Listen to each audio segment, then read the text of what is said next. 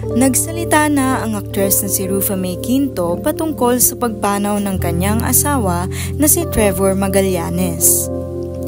Nitong July 31, nagpost si Rufa sa kanyang Instagram account ng kanilang throwback photos ni Trevor. Dito, kinumpirma ng aktres na pumanaw na ang kanyang asawa. Ayon sa aktres, kasalukuyan pa silang nangangalap ng factual information kaugnay sa pagpanaw ng kanyang partner.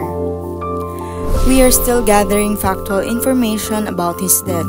Even us or his immediate family are still verifying what happened.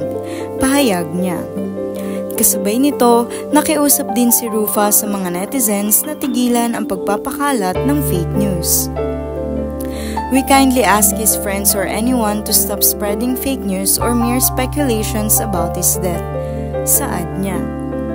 Please wait for the official announcement surrounding his death from me and his family only and not from any other source.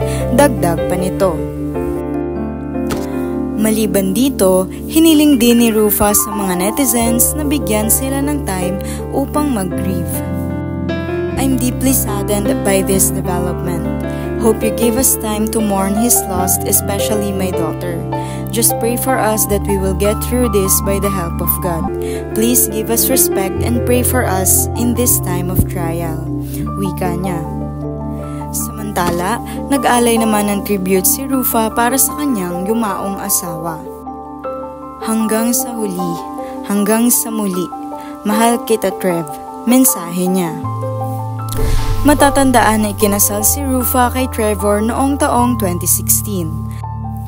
Nagkaroon sila ng isang anak na si Alexandria Athena Magallanes.